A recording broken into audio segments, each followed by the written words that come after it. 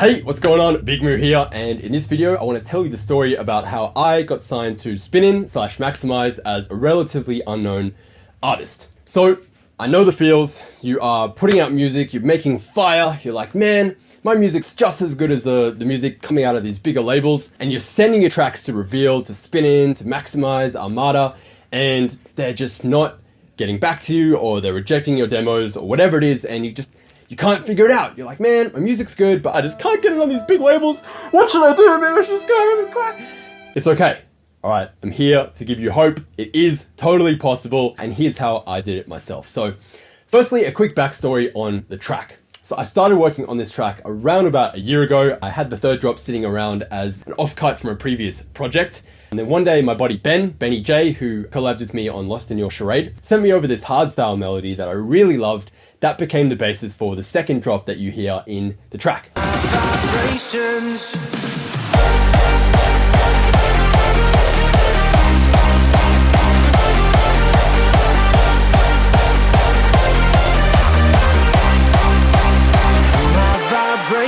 So I built the rest of the track around that. I mixed it up, polished it, mastered it, and sent it over to Max Landry in LA. He did an incredible job writing and recording the vocals for the track. I, finished mixing it up, mastered it, and then from there, I sent it to Luca on Instagram.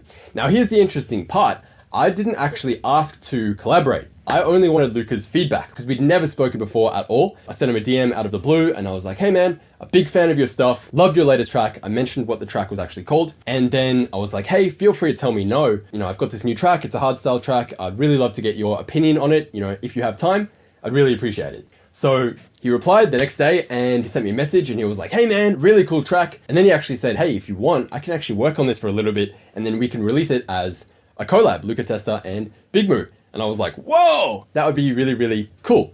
And so he spent a couple days on it in the studio, added some percussion, some hardstyle effects, and that nasty rev bass that you hear in the first drop.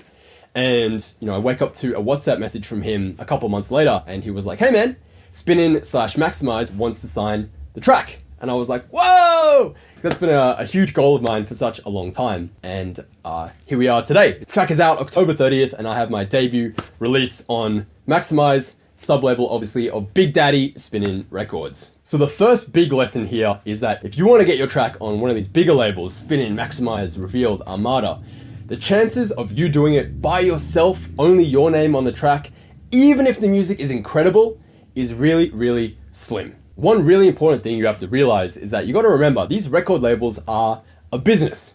It's a big gamble for them to take someone who's an unknown artist who doesn't have their branding and their social media, they don't have a big following. It's a big gamble for them to actually put money and time and effort into promoting a release because there's so much work that goes into promoting a release.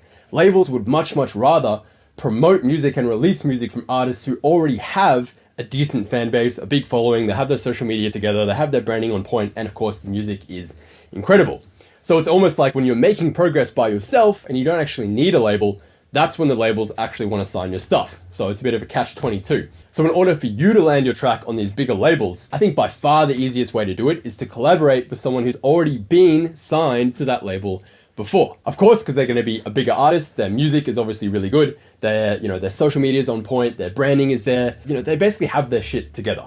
And of course, they have a direct connection with the label. Because I'm sure you've sent a ton of demos to these generic, demos at maxximize.com or whatever it is, and you probably never hear back from them.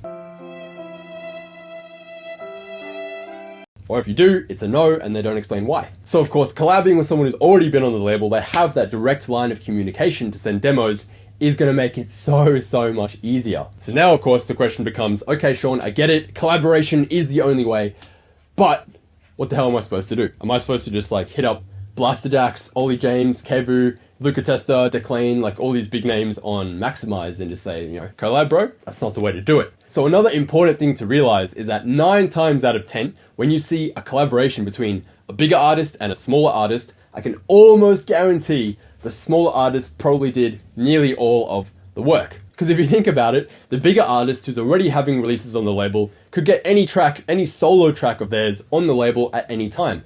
Why the hell would they need your help. You know, take Secrets by Tiesto and Kashmir, for example. We all know the story behind that one is that Kashmir basically made the track by himself. It took him like a year. Then when it was like done and pretty much perfect, he sent it to Tiesto. Tiesto tweaked a couple things, you know, here and there, and they released it as a collaboration. And of course that really blew up and really kind of exploded Kashmir's career like overnight. And so when it comes to getting these collaborations with these bigger artists, you have to think about what are you gonna bring to the table? Like, for real, why would they want to collab with you when they could collab with a way bigger name, or they could just release a track by themselves? So to get your foot in the door, if you want to collaborate with them, you have to already come with a track that is not only like incredible, but it has to be pretty much done. Like it has to be fully done, mixed, mastered, vocals, the whole shebang, all of it, like the absolute best work that you possibly can produce.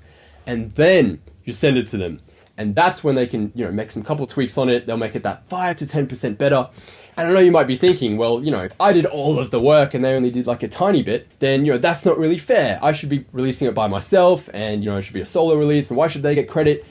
And the reality is, man, like you just need to take your ego out of it. It doesn't matter how much time you put into it. It doesn't matter how much time they put into it. You did 90%, they did 10%. It doesn't matter, because that last 5 to 10% is the difference between all the noise out there and just the cut above the rest that's good enough to be released on the labels. Not to mention, of course, the label is getting the bigger artist name, which is going to make it easier to promote the track. And even if the bigger artist does like literally nothing. I've written and produced tracks for those guys had no involvement whatsoever. Like imagine you do 100% of it, they do nothing except put their name on it. That's still a win for everyone. Think about it. They get a free track from you that's incredible. They maybe make a couple tweaks. It's a big win for them. You get your name and your track signed to a big label, and you get a collaboration with a way bigger artist that's going to help build your career. That's a huge win for you. And the label gets an incredible track with a big artist's name on it that they can promote and release, and it's more likely to be a hit. So it's a win-win-win for everyone involved. That is how you have to come into this. You have to be thinking from the label's perspective, you have to be thinking from the artist's perspective, the other artist's perspective, and not just what you want out of it.